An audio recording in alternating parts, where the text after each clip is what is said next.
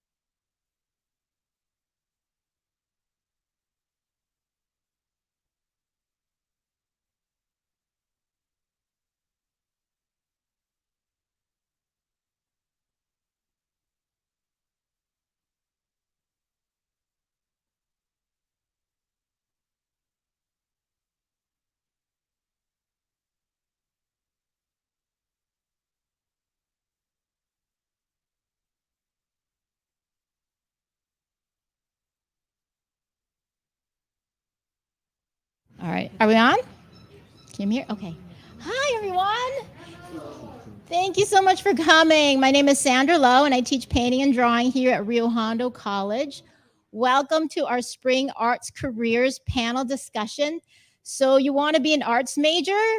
Now what, right? Uh, so this semester we're focusing on the areas of animation, art history, graphic design, and photography. FYI, this event is being live streamed on YouTube, so there's evidence. Just go ahead and make sure you don't gonna regret. Um,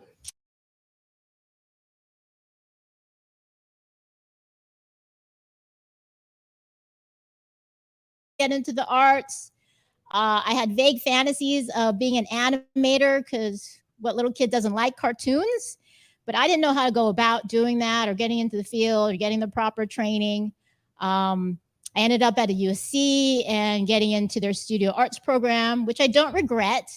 I feel really spoiled by being able to make whatever goofy pictures and paintings that I ever want to do, as a form of as part of my living, right? And as part of my personal expression. But, I kind of got there partly through just being ignorant. And we do not want you to be ignorant, right? We want you to be informed, clear-eyed, savvy students who have some sort of information in their back pocket so you can make informed decisions about what you want to do with your lives and what you want to do with your educational goals, right? Okay. And so we're really lucky to have assembled this panel of amazing arts professionals here today, each at different points in their careers. Two of them who are Rio Hondo alumni, and we'll be asking them to share their stories and their histories and their wisdom, and to try and to get them to help you, maybe inspire you, clarify your goals in terms of your profession and your educational goals. All right, so let me introduce our panel. We'll also be projecting some images of their artwork as I read their very impressive bios. First, we have John Lamb here. John Lamb is a Rio Hondo alumni and fellow Rosemead High School alumni, go Panthers, who successfully transferred and graduated from Laguna College of Art and Design with a degree in game art. He is currently working as a creature artist for ArenaNet in the game Guild Wars 2. Before ArenaNet, he worked for Funko, Toyota, Blizzard Entertainment, and many other freelance jobs. The different types of professional hats John has worn range from toy modeling, 3D scan cleanup, 3D environment building, 3D general artist, and character modeling. He currently teaches at ZBrush at Laguna College. That's LCAT for you in the know.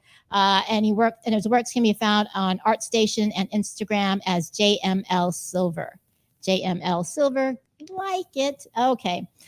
He also has taught over here at Rio Hondo as well in the animation department. Next, we have Marvella Muro. Marvella is Director of Artistic, Curatorial, and Education Programs at Self-Help Graphics and Art, spearheading the long-standing professional print program, Barrio Mobile Art Studio, the annual Day of the Dead celebration, and exhibitions. Since joining in 2019, the Beyond the Press Artist in Residence program was established for emerging or underrepresented artists. The Youth Committee and the Creative Lab partnership with neighboring high schools was also launched, producing citywide art projects. She is the curator of the upcoming exhibition, Sinks, Places We Call Home, for the Getty Foundation's Pacific Standard Time Art Time Science Initiative, highlighting the environmental contamination and impact of 2 communities of color in LA. Before joining Self-Help, she worked in the curatorial and education departments for the LA County Museum of Art. She holds a BA in Art History from Cal State Fullerton and an MA in Arts Management from Goucher College in Maryland. I did look that up in how to pronounce last night. I was like, Goucher. Next, we have Noe Montes, is an award-winning artist based in LA. For more than 20 years, Montes's work has documented underrepresented communities to affect change through storytelling, education, and advocacy around social, economic, and environmental issues. The theme of his work are personal and community development with a strong focus on social issues that are shaping the new American narrative. As a facilitator, Montes has extensive experience working with educational, cultural, civic institutions, and nonprofit organizations, both regionally in California and across the country. Montes's list of commissions includes work for the Annenberg Foundation, the California Air Resources Board, and the California Community Foundation, Palm Springs Art Museum, and the University of Southern California, among others. He is also currently pursuing his BA in Art Education and his master's eventually at Cal State LA. Oh, he's in school again. That's pretty traumatic, I assume. All right. And the baby of our panel, not last but least, we have Sismanov, Barron, Legaspi. Sismanov is a graphic designer and photographer based in LA with roots in Mexico. His work reflects keen observation and a jack-of-all-trades approach, finding beauty in the ordinary. He graduated from Rio in 2019 with 3 different associate degrees and 2 associate for transfer degrees. He successfully transferred to Cal Poly Pomona, where he earned his Bachelor's of Fine Arts in Visual Communication Design in 2022. Whew, I feel like I need to lie down now. It's just like, it's a lot of work. Very impressive. So we're going to go into the questions and they're going to respond and maybe have some spirited discussion. I would ask the audience to wait till the end for comments and questions, okay? But we will definitely try and reserve like maybe 15 minutes or so, the last 15 minutes or so for questions. And let's see, all right. Did I say this was a live stream? I did, okay, just warning you guys. All right. So I would like to ask all of you, could you briefly tell us about your journey in studying the arts, whether it be art history, animation, graphic design, or photo in school, and how you transitioned from school into actually building a career And especially for Sismanov and John, could you tell us about your decision to major in the arts and transitioning from community college to a four-year university? We can start with John.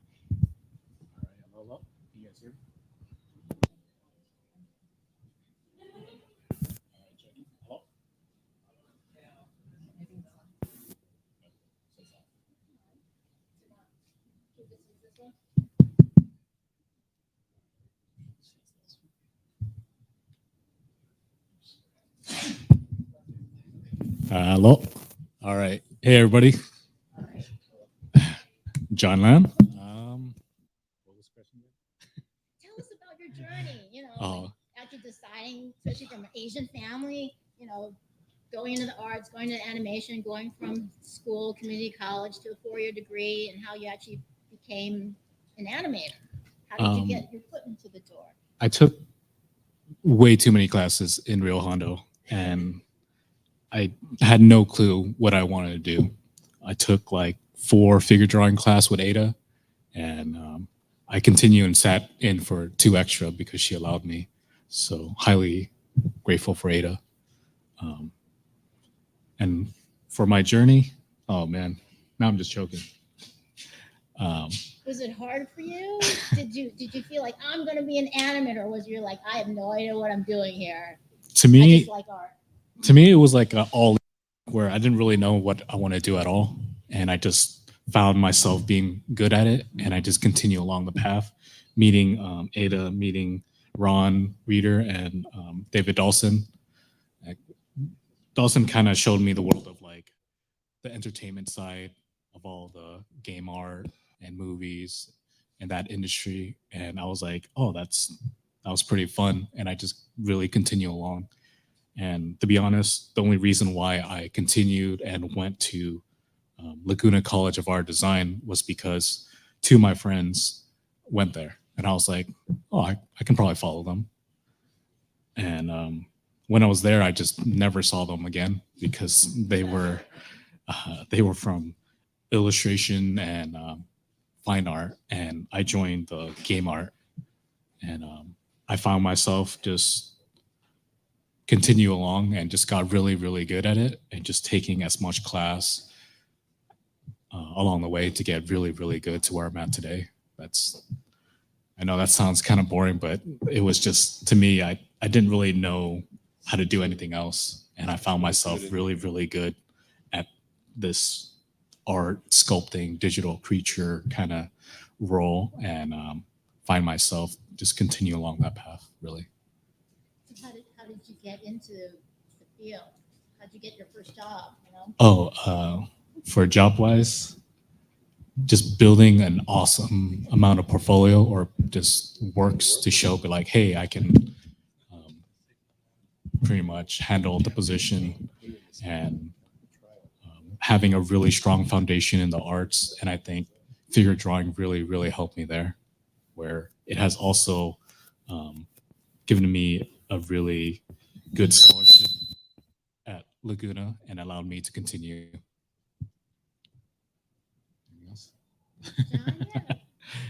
I guess that's it.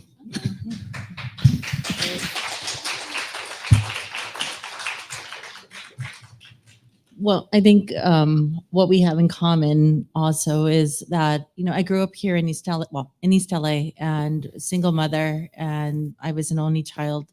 So she worked all the time. So I never had these mentors or people that identified as mentors. So going to school, I went undeclared, and I was so jealous of all those people who did have a major and they were just determined. So so I just took a lot of classes as well, and I ended up just attending a lot of art history classes, and I was one of the few that were not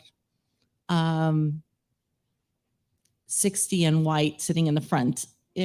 People coming back for, they were former lawyers. Those were the only art history students that were really eager about art history. And then there was a few of us younger, in their early 20s or 17 in my case. And I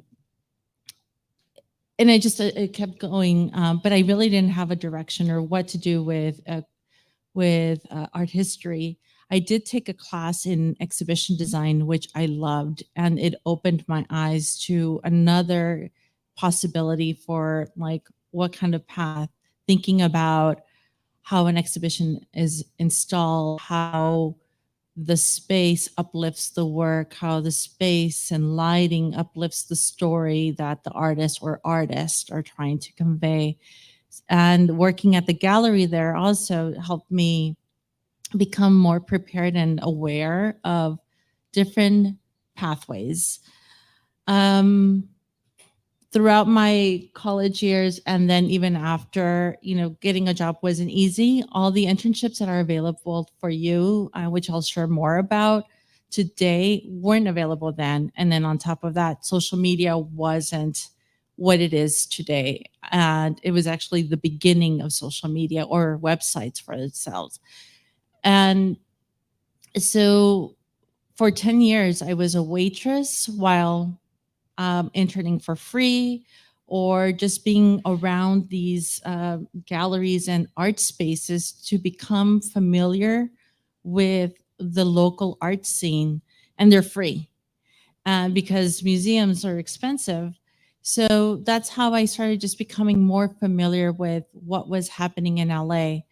And a friend of mine from college introduced me to this person who started an online website on the Latin American contemporary and modern art. And that really was such an educational experience because it exposed me to so many artists in Latin America that were doing art and didn't look like anything that we saw here, much less in East LA, where you're the beautiful murals but there's very specific aesthetic, but the work that I was being exposed to was just beyond that. And it really made me even more excited about the field.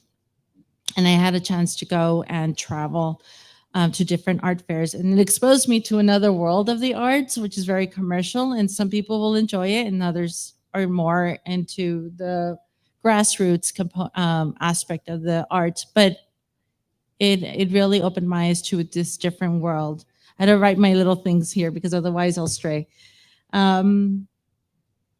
This is also, I had the opportunity to work at a couple of commercial art galleries. And again, it exposed me to that side of the art world, which is very commercial, but this is a method of revenue and it's the reality. But I think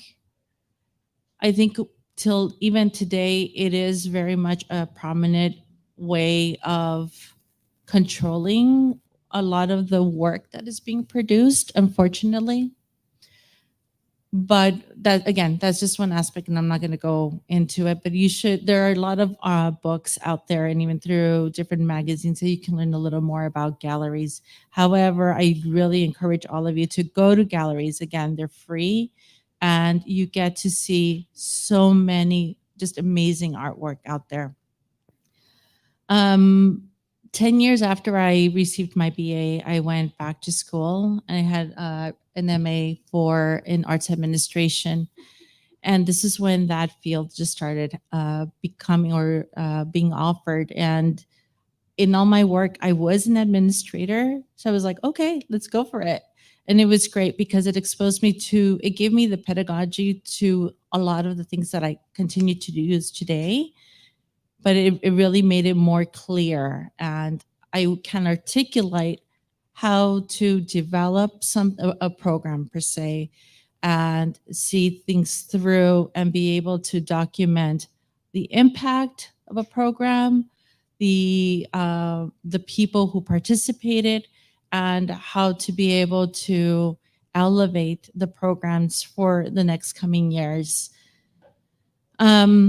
During my master's, I had to quit. I had a horrendous, very racist boss, and I also left because my mother was ill. And this was in 2010. So it was after the recession. So there were not many jobs. So having jobs in the arts, like in any field, any creative field, is competitive. So people were getting unemployed, just like what happened during COVID. And so it just made finding a job much more difficult until 2011. So it was about a year and a half that I was unemployed. And thankfully for school loans, I was able to survive. And I'm still paying for them, but it's not something I regret. I was hired by LACMA as the curatorial assistant for a beautiful show that it was just life-changing. And I just saw someone that I hired for that, for a public program for that event. And she also said it was just the most impacting program that she had for that. And from there, I worked at LACMA all together about 6.5 years in the curatorial, as a curatorial assistant. That was grant funded. Then I filled in for a position in finance, and I learned a lot about bonds for the summer because somebody was on maternity leave. And then I was like, okay, I really want a job, a permanent job. And there was a position in the Chinese and Korean art department, but as an administrator. So that meant taking a step back from curatorial assistant, like these tiers, right? That do exist. And every institution makes you know these tiers exist. But I really wanted to work with art, and it was one of the best things that I did because the curator, I didn't need to know anything about art history. I just needed to know how to get things done. And I learned that from my previous positions there. And so he gave me the opportunity, I did my homework. I learned about some Chinese art, some Korean art, the conflicts, the historical conflicts. I learned about the collection. And I had the opportunity, he gave me the opportunity to curate some of the permanent collections. And I also had the opportunity to curate one of the contemporary exhibitions that they had in a small gallery, but put together these summits and do a lot of things within the education. And I left because I was severely underpaid. And I left with the curator of that department, who then became the director at USC Pacific Asia Museum, which is in Pasadena. And I was executive director there. Executive assistant to the director. And I learned a lot about public programming because that spot was vacant. And I also worked on a retrofit project. The whole building is a historical building, and I did retrofit work. So it's like a jack of all trades. And I feel very lucky to be able to, I think it's a gift. Like, you talked about something you're really talented at. I'm not like, so I just feel like that's something that I've been able to do, to learn and adapt and just move from one place or another. And so then I went back to LACMA, community engagement manager, and that really opened up a space that I love doing this engagement work. I did programming in North Hollywood, Compton, and East LA. And finally, that really, everything, my history, my whole experience is a culmination of what I do now at Self-Help Graphics. So I work with the master printer, providing the artistic vision in the space, as well as, leading the educational programs out internally, as well as out in the community, art activations, and definitely a lot of the work that we do to uplift marginalized communities, which some of you have seen in the video of, like, the street vendors. So I think a lot in my work, I move forward intentionally of thinking about the community and the organization's mission. Thank you, Marvella and Noe.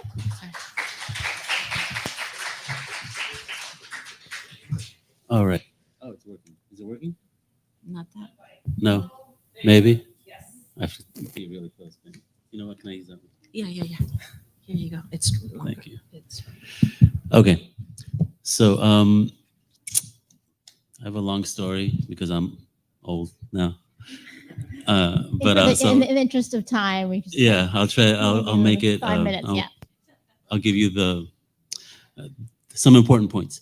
I grew up in a family of farm workers here in California. My parents were from Michoacan. They are from Michoacan. And my first goal in going to school and going to college was to not work in the fields. So I studied electronics. I did that for some years. After high school, I studied electronics, got an associate's degree in electronics, did that for a few years. And after work, I started taking art classes because I was interested in art. And that's what sparked an interest in photography for me. So since that point, which was when I was around 20 years old, I kind of been moving into a career in art, little by little, taking sometimes small steps, sometimes big steps. I moved to New York for some time, for some years, and worked there just as a production assistant, doing any kind of media related job that I could find. And then moved back here to LA and worked in the photography industry, kind of like the commercial and editorial photography industry, as a photo assistant, as a production assistant, thinking that that's what I wanted to do, to be a commercial photographer.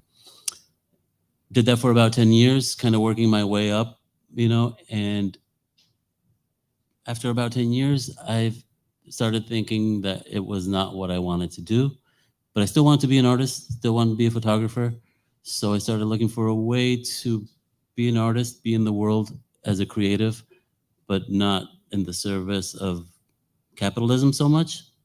I started working with nonprofit organizations and institutions as a photographer, which then developed into a social practice, which is kind of what I do now. I don't know if you all as students know what that is, but it's a really interesting field, and it's an opportunity for you to be creatives and to be engaged in society in a meaningful, positive way.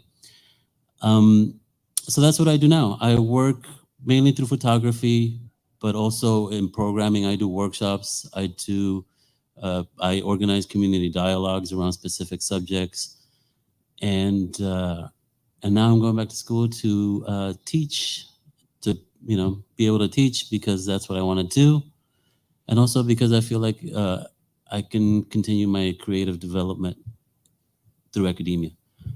So yeah, I'll pass it on to.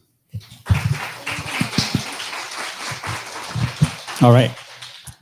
Hi again. I'm Sismanov, and I'm just gonna get right into it. So in a nutshell, my career in the arts started early on as a kid. I always found myself struggling to express myself through words. And I was born and raised in Mexico. Don't let the name fool you. I'm 100% Mexican. But being an immigrant posed a lot of challenges for me, learning a new language, a new culture. But I found that whenever I was creating, I found, solace, whether it was drawing, painting, sculpting, taking pictures, designing. And, I found this as a form of being able to jump over this hurdle. And I really fell in love with the idea of being able to, express myself through these mediums. And I didn't have to do any talking, which was good. So yeah, eventually art became a form of communication for me. So that's how, my story started in terms of like me kind of chasing the art route. In terms of education, I'm a Rio Hondo alumni. Go Road Runners, let's go. And yeah, I spent my here time, building my skills. I perfected my craft. I was very involved in life on campus. I was president of the graphic design club, where I spearheaded, a bunch of activities, gallery showcases, and that really helped me get in tune with my craft, and also kind of, I can do this. If I'm running a club, this gives me an opportunity for me to, do whatever I can in this field. And then I transferred to Cal Poly Pomona. Unfortunately, I transferred in 2019, fall 2019, and I only got maybe like full semester and a couple months, and then the pandemic hit. So that experience was devastating, but even though it was not the best experience, Rio Hondo really prepared me for me to succeed there. I owe a lot to Rio Hondo because definitely paved the way for me and build a solid foundation for me to excel at Cal Poly. And during this whole time at Cal Poly, I tried to do internships, network with a bunch of professionals, and that really helped me land a job right after graduating. So maybe 2 weeks after graduating from Cal Poly, I already had a job lined up. So yeah, now I'm here talking to you guys, and it's been a great experience.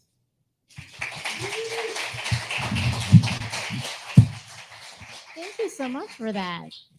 Have any of you had times in your life when you seriously considered quitting the arts, and what made you keep going? There's so many people who, major in the arts, and the statistics are that a lot of people don't persist, right? So what do you think helped you, and what do you think allowed you to persist and thrive? Any of you can take that? Yeah. Definitely that period when I was unemployed, and even right after college, right? Again, because there wasn't the similar resources. So I, continued serving tables, but I don't know. It's one of those things like you just knew. I think like the same thing that artists just say the same thing, that you just know that that's something you want to continue doing. And I won't lie that those thoughts are not, don't linger back at times when you hit this wall of frustration or these major challenges. But yeah, I think the short answer is I just don't see myself doing anything else. The only other thing that I would think about is like, because I do a lot of like social engagement work through the arts, that would be the only thing that I would maybe, because that's something that I really care about doing. But yeah, the arts is the only, I think it's just being around it and being around the artist and being in the space and witnessing the impact that art has on different people. And just that's what I think keeps me going. The ride or die ethic, right? But I think I've heard people say like, if you want to be an artist or be in the arts, like people tell you don't do it. Everybody tells you don't do it. You're crazy, and then you still decide to do it. Despite all that, maybe you should. But yeah, thanks, John. For me, early on, I found that art was something that was infinite for growth, and it's something that for me I would never stop learning and trying to reach for, and I just kept going. So I never really saw myself having doubts in the sense of like I can't do it. It's more of like a time or resource base where I'm not sure if it's going to take me a month, a year, 5 years, 10 years, but I'll get it one day. And with that, I just kind of just continue along. And that's my perspective. Maybe I'll take this off. So once I decided on the path of being an artist, once I kind of admitted to myself that is what I wanted to do, I've not considered doing anything else. It's only been a matter of figuring out how to keep it going, how to sustain that practice. I have not wanted to quit because, like both of you, I just can't imagine doing anything else. And if people say don't go into the arts, don't do it, I would counter that and say, please go into the arts, please do it, because it is, I think, the most meaningful way to exist in the world. It enriches your life in so many ways. There's definitely challenges, the main one being money. I mean, the fact of the matter is that being an artist is not like other careers where, there's a definite pay scale, and, a lot of it is freelance work, or at least for me, it has been a lot of freelance work. So that is a thing to think about. I would encourage all of you, especially if you're from a low income background like myself, to examine your relationship to money and finances, because you've probably inherited and learned some unhealthy relationships, some unhealthy habits around money. And, you know, try to understand what those are right now so that you can grow from there. I'm not sure what else to say, so I'll pass it on. Okay, yeah. So I think, in my perspective, what I always struggle with, or the thought that's always like running through my mind, is like doubting myself. I think every creative faces that challenge at one point, especially here in LA. You know, the market is very competitive, and I often find myself, you know, comparing my work to others. But like John said, like with this career, I'm always learning, and it's an infinite means of learning. So that puts me in a pedestal where I just keep chasing the dream, and, you know, take a step back. And whenever I'm in this headspace, I try to, you know, focus on my strengths and remember my successes, and know that, you know, this is what I love to do, which, you know, keeps that feel going of me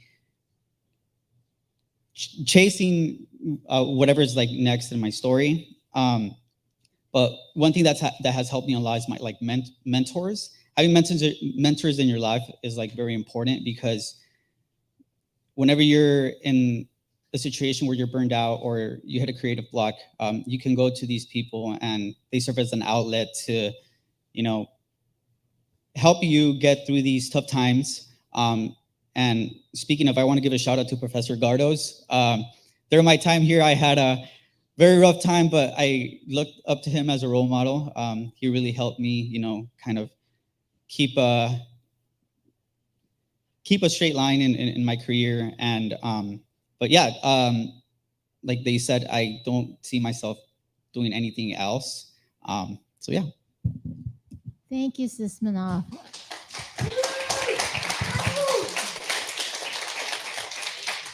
I would like to say that, you know, there's no one way or one path to a career or life in the arts. You know, like, you go to school, you get your degree, and you go do this and this and this.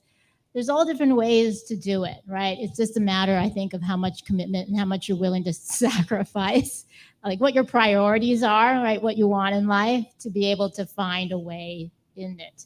And it may not be exactly what you think it should look like, but, you know, it'll be there.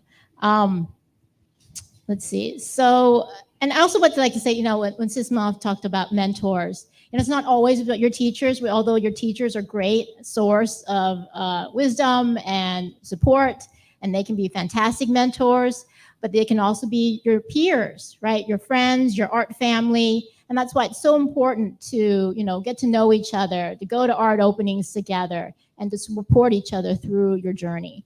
And so my next question is, do you have any advice or insights for students who are considering taking the leap into an arts-related degree or career? What pearls of wisdom do you have for us? I'll start since It's the I have secret the of mic in my success.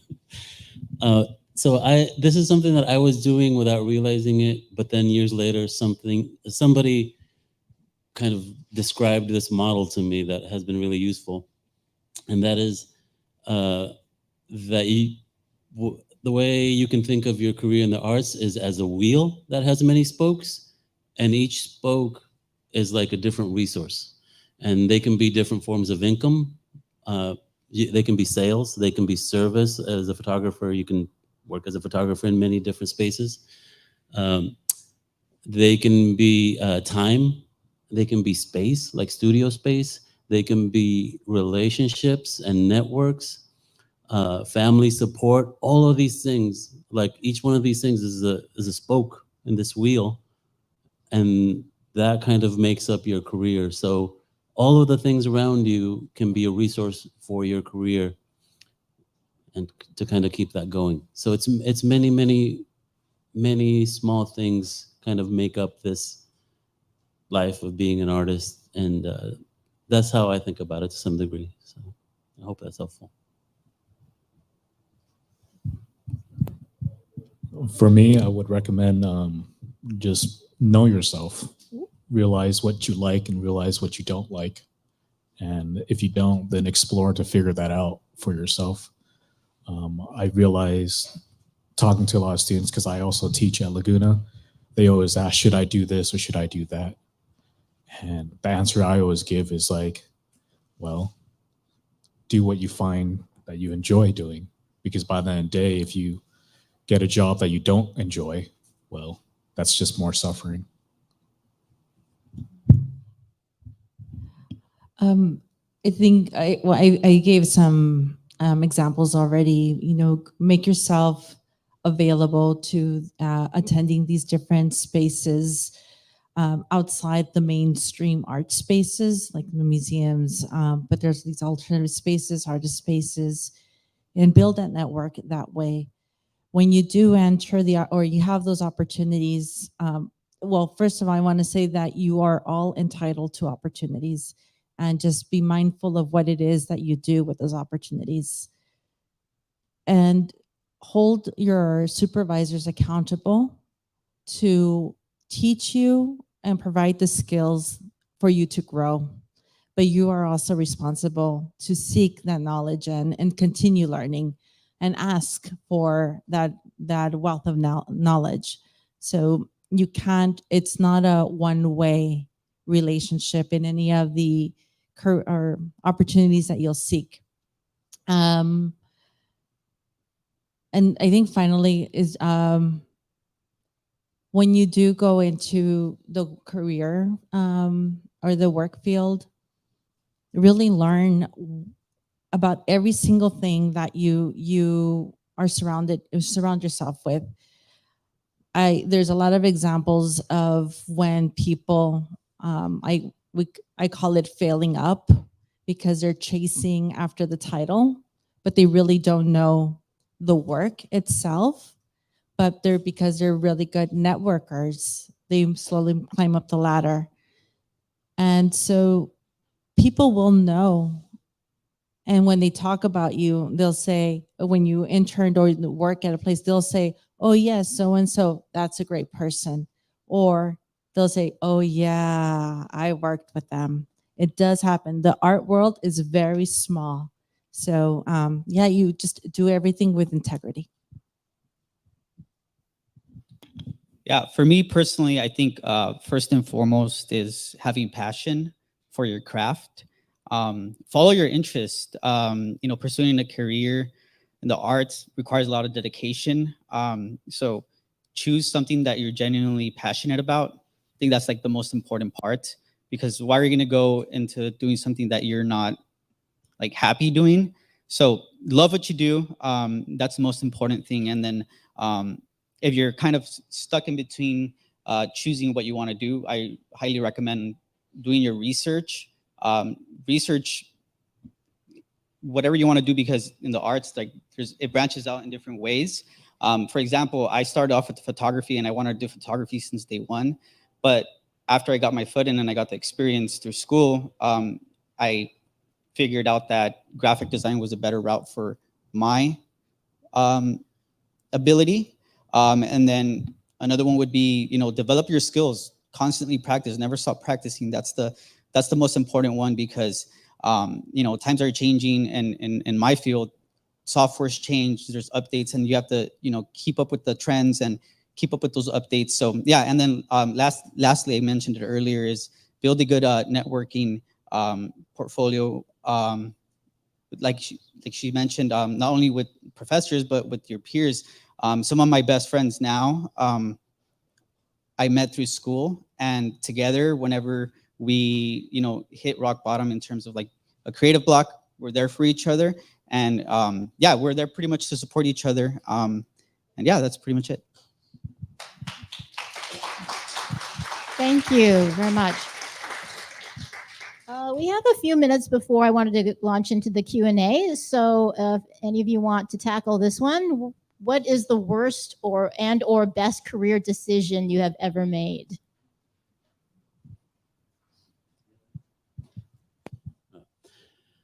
The best career decision that I've ever made, I think, is to just keep going. Really, like sometimes it's been challenging, but I've always found a way to just keep going, and if it means taking another job for some time, whatever it takes to just keep going. Being an artist for me, one of the things that I think about it is that I'm having this ongoing conversation in my head now for 30 years about being a creative person in the world. And the continuity of that is great. It's so satisfying. Everything else in my life kind of arranges itself around that. So just kind of to just keep moving forward. The worst might be that somebody once told me to build a portfolio that was just very geared towards commercial success. And I don't even know what that means. So I was like, I can't do that. So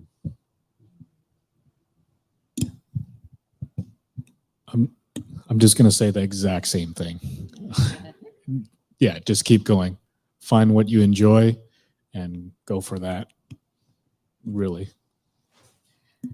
I think I just want to piggyback on what you said with like doing things that you love and bring you joy, but know that joy is not a constant state of being.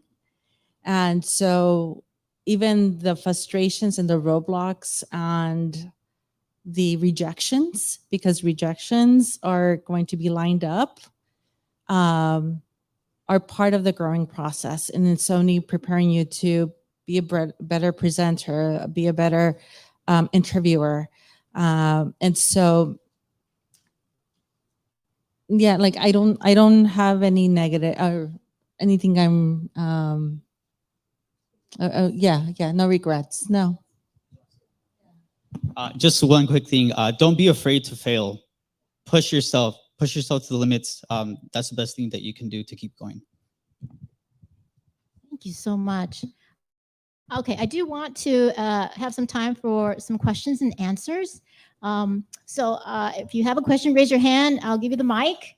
And just know that I may interrupt you for the interest of time and appropriateness, okay? So if you keep going on and on, I may just cut you off.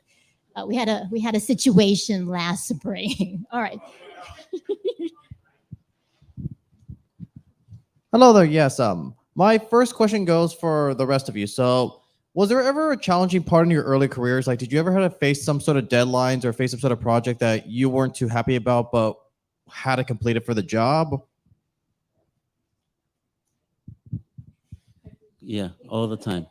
But you know, I don't know. The first thing that came to mind was that when I first started working for clients or with clients, or rather, if I had to meet a client to pitch them my work or my services as a professional photographer, I would often get to the meeting, sit in my car in the parking lot, and feel like I was gonna throw up. Just so nervous, just so like I don't want to do this, and I would just like calm myself down and go in there and do it.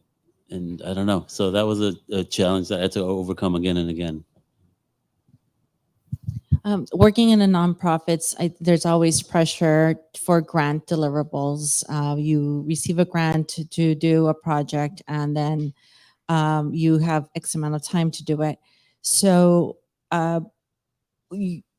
we're always operating, unfortunately, always operating under these like do more, and with the same amount of resources.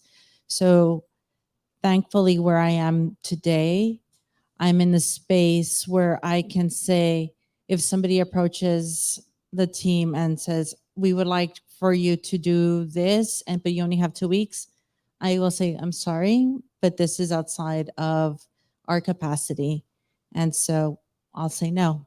And so it's really great to say no. I worked for a live service game, Guild Wars 2, as a creature artist. So a bunch of that always will happen. And that's something you're always going to have to communicate with the director or producer or people managing your time and be like, hey, you know, something like this may take more resource than what you're going for. So the thing I would like to point out is just a clear communication with your team. Or if something that you think a team member can help you with, be like, hey, I was wondering if you have some time to help me out. But this is more of like a team setting of like knowing you're not just yourself, as in like you're just not working alone, you're working with others. Any other questions? Yeah. It's on. Do you have any advice for anyone that's having any doubts of continuing in art? Yeah, of course. I mentioned earlier, I personally, deal with this all the time where I'm, constantly doubting my ability. But I think the best advice that I can give you is take a step back and really, it depends on what you're working on also, but just you have to trust yourself. And like I said at the end, like don't be afraid to fail. And I think the most important thing is pushing yourself out of your comfort zone. That's like the best thing to do, because why are you going to close your world where you're not going to, keep, going up the ladder? Why not just take a leap and do something that you never know? Something might turn great out of taking that risk. So take all the risks you can. Another question? Can I just yeah. give them Sure. quickly? Yeah, yeah. The other thing is also identify individuals who are working in the field that you're interested in, and schedule informal interviews. Just ask them to talk to you about their path and what it is that they do, and how, just like how we're sitting here and telling you our path. Find out, read who is doing what, and what are the people in the field that you're really interested in going. And maybe that person will be available, but somebody within that company or that space will make the time to meet with you. To go, and that's the whole idea of networking. Go, don't be afraid to ask questions. And that's, for my opinion, for doubts. What I share with my students is trust your practice. Do so much work where one day you're just going to wake up and just close your eyes and just get it done. When you produce that amount of work, doubts don't matter. You'll get it done. You. Anyone else?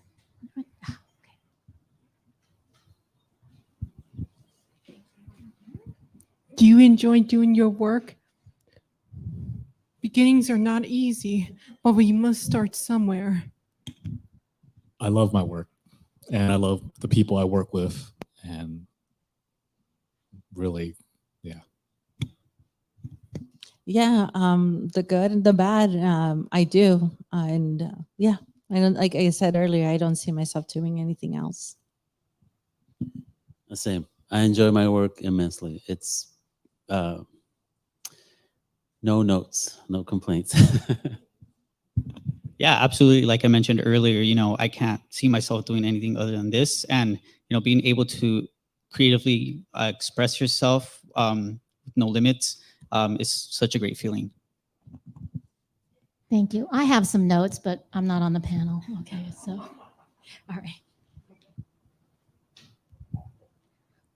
This is for Mr. Legaspi for the graphic design thing. So, what do you think about graphic designers' future when AI is kind of doing?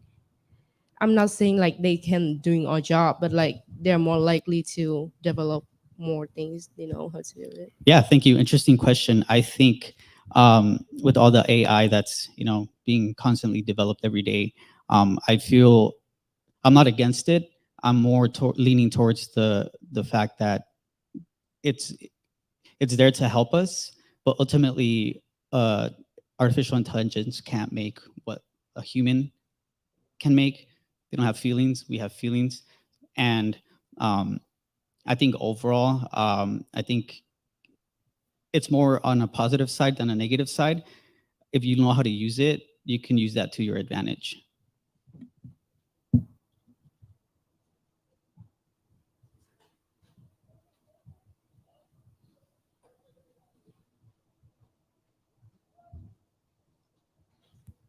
Hello, I had a quick question for all of you actually. What are any like inspirations or muses that you have, like you can think of right now? Because I'm just kind of curious.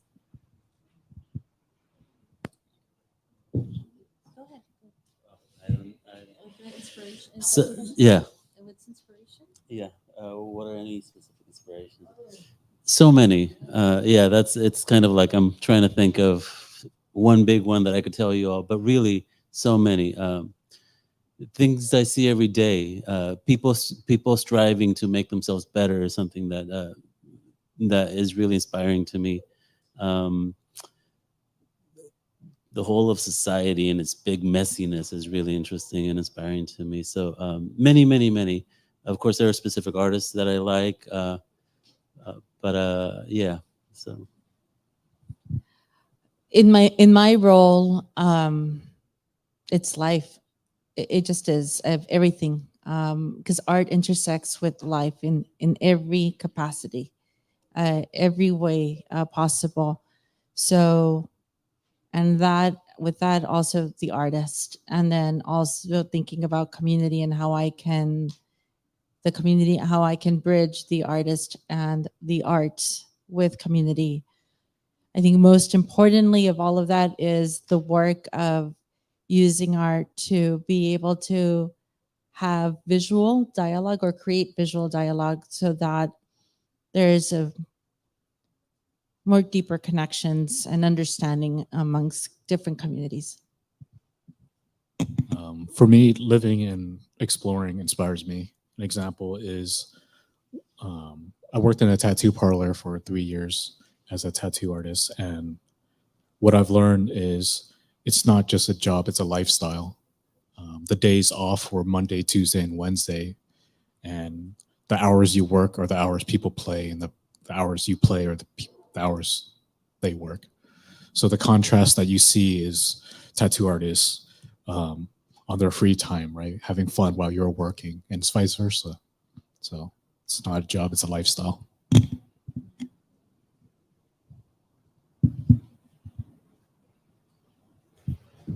Hi, kind of piggybacking on the AI thing. Has AI impacted your field? And if so, would you suggest or recommend that maybe we learn about AI before going into this field?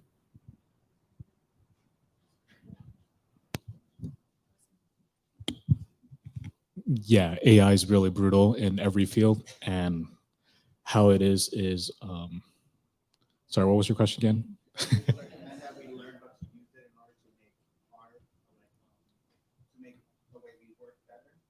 Yes, if that's what you're interested in. I can't really tell you what to do in the sense of like, you may do it exactly and it may work for you, but by the day you might not even enjoy it. So I always go back and ask, like find out what you want to do. And if that's what you're passionate about, that's fine too. yeah, I would recommend that, yes, you should learn about AI. It's not going away. But also it's very interesting. I am, in the field of photography, as in many other fields, everybody's just testing it out. Everybody's just trying to figure out what it does, what they can do with it, et cetera. And in photography, you don't need a camera to make images anymore. You can just type whatever you want to see into a prompt, and then that image is created. So I find it really fascinating.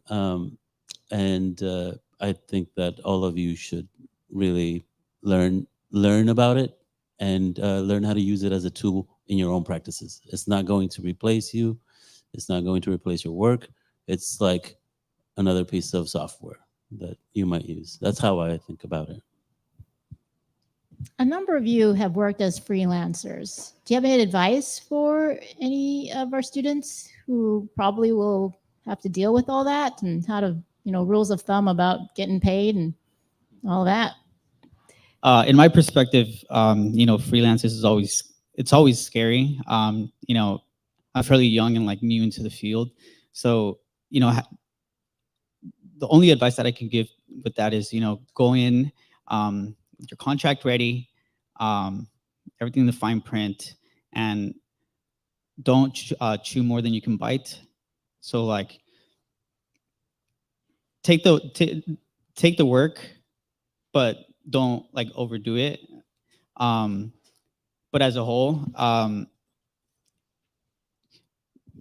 make sure your client knows that your time is the most valuable thing.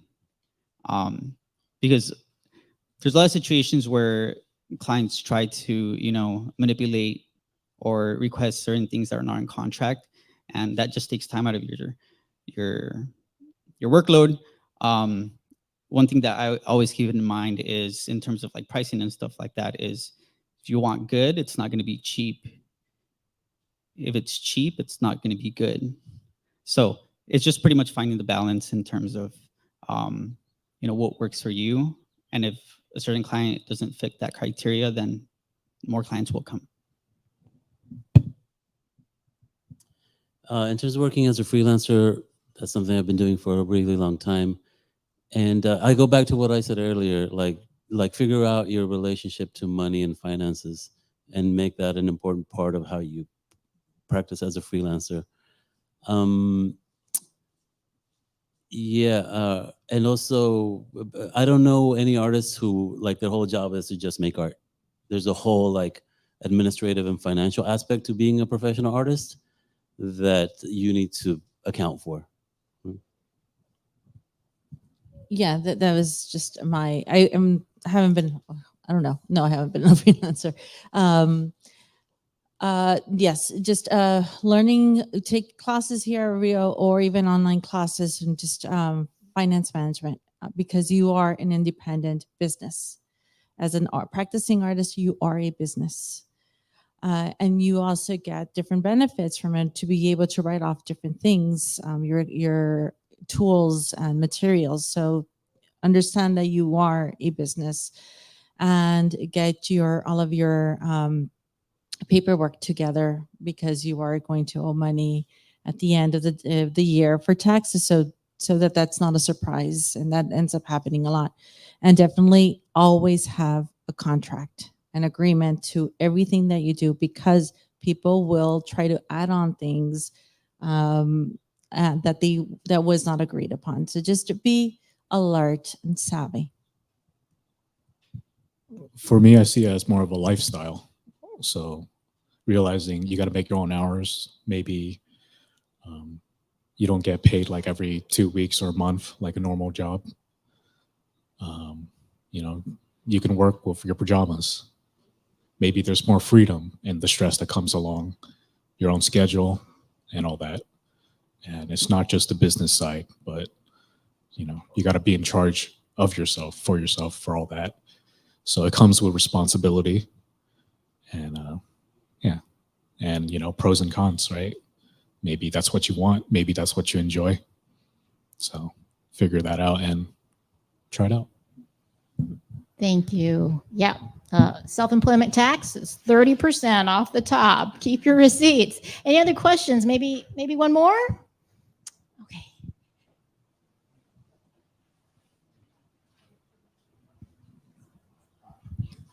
Hello. What is your guys' initial design process for making, for starting out with projects or designs?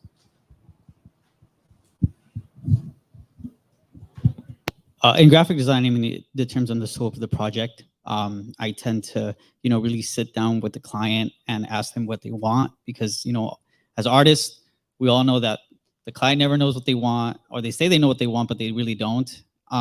So just really having a clear understanding on what they're looking for is like how I start. And then, research. From the research to the development, and then the process comes in. So yeah, it's just like a timeline. And once you have that figured out, or figure out what works out best for you, it becomes easier every time that you do it.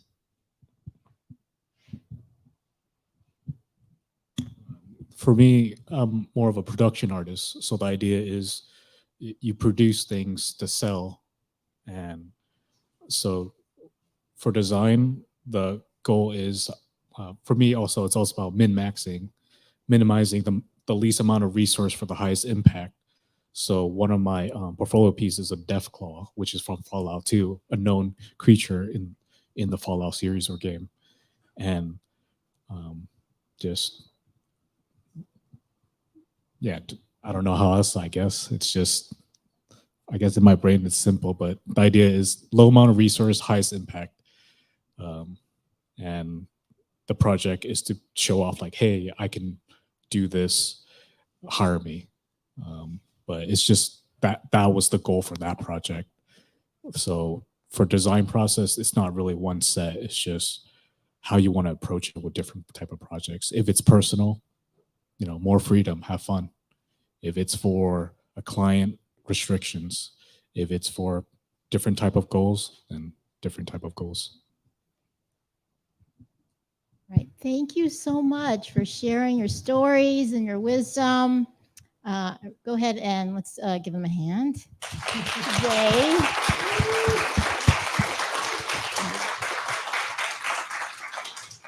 All right, thank you so much. And I wanted to also thank the student success team to help putting this on. We've got Division Secretary Wendy Gonzalez over there, who helps our division run. Cultural Affairs Coordinator Abby Balcom. In the back, we have Arts Counselor Irene View, Student Success Coach Madeline Quintana, and our Dean Gita Runkle.